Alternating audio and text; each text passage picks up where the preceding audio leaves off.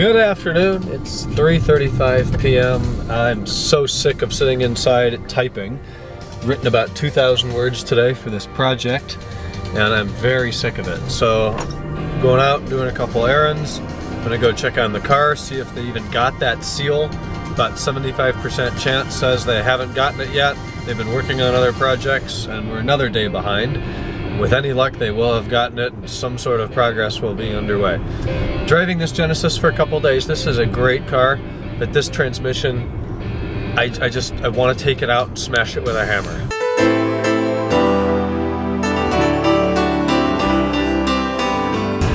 So we're going down the road. We're going to slow down a little bit because we're about to take off here. We got a good country road without any traffic. But let's say that, you know, we need to just deliver some sort of power in some sense. There's the floor. I'm on the floor. Finally, we downshift and accelerate. It's like 3 seconds of the transmission thinking, oh no, we have to burn gas. All right, we're on the floor. We're on the floor. We're on the floor. Look at that. Jeez. But it goes like stink when it does. The problem is, even in realistic driving situations, I was just behind 2 trash trucks, and they both pulled over because they saw they had a parade behind them because they're going 4 miles an hour and then stopping for 5 minutes. So the car in front of me goes, I wait till they get back in the lane, it's clear, there's nobody else coming. I was crawling at the time, so I wanted to go. So I give it throttle, somebody's now coming, I give it more throttle, somebody's coming, I need to go. So I'm like, keep burying my foot in this thing. Finally, it shifts out of 14th gear, down 13, 12, 11, all the way down, and finally we get power. And then I got tires squealing. Oh, I just want to kill it. Found an F10 M5 in what appears to be some sort of carbon black. Very quickly, back to this car though. I think it's a 2012, and the problem is about any car made since, I'm gonna throw a random year out there, I could be very wrong here, 2008, 2006, 2010, somewhere in that area, it was decided that we have to scrimp and save every single drop of fuel, and we can't possibly let an engine rev to where it healthily makes horsepower or torque. We just need to keep it at 1,000 RPM at all times, so we have to be very patient with acceleration from our 4.6 liter 395 horsepower V8. That makes sense. Hey, many hours later, lots of progress, lots of work later. It's 12:41 a.m. Stopped into Lyric Motorsport, engines on the ground with transmission connected up to it. The motor mounts are on the subframe, the tie rods are on the subframe, the engine's ready to be put on the subframe and put in the car. So they did get some work done. The seal came in early, they put the new input shaft seal on the transmission. Also, whatever little kind of flange tube thing the throwout bearing goes around had grooves in it. So if we were to put a new throwout bearing on there, it would wear that bearing out that much faster. Very inexpensive parts and hardware.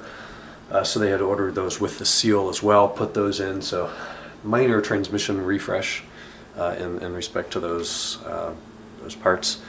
So I guess the clutch and, you know, obviously everything's in there, the starter motor's on, it's ready to go in. So he's coming in super early tomorrow. That's his goal tomorrow, is get the engine in the car, get as much of everything hooked up.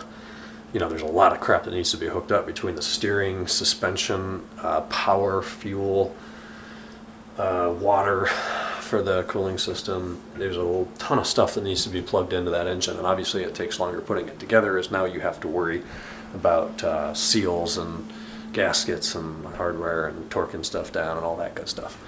So that's the goal tomorrow. If the thing starts and runs tomorrow, that's fantastic. That means early next week, you know, there's a lot of stuff to go back on.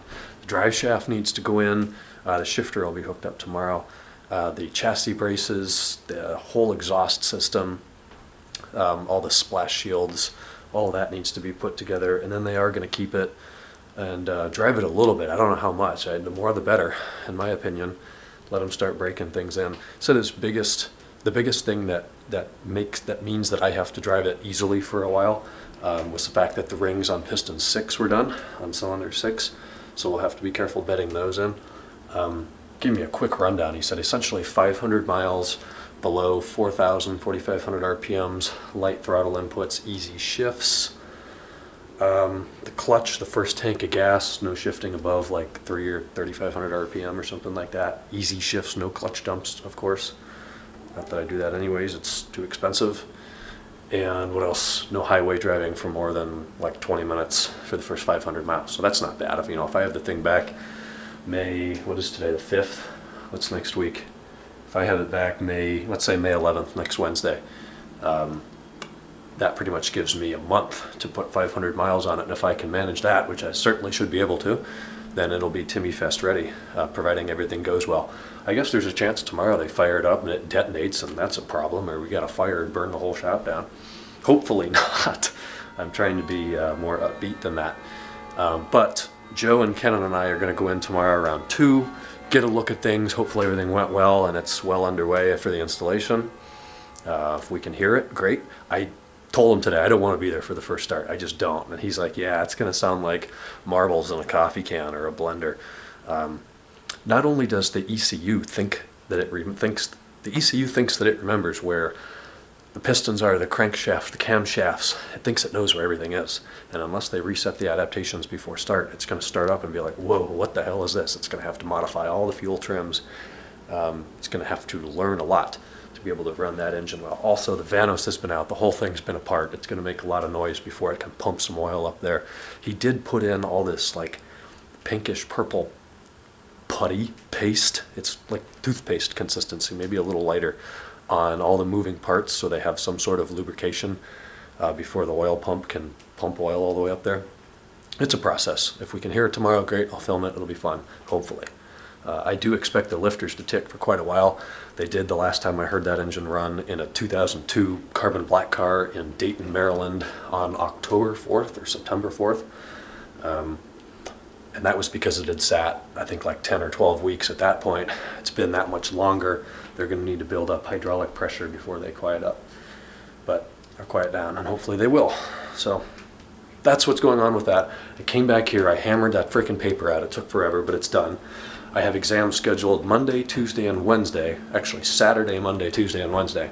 And then the semester's over, so that's fantastic news. It's 12:46 on Thursday, which means it's time to wind that clock and go to bed. I'll talk to you guys tomorrow. I'm going to try to mow one yard in the morning, then head in and check on the car, and I'll be sure to film that. All right, I'll talk to you guys tomorrow.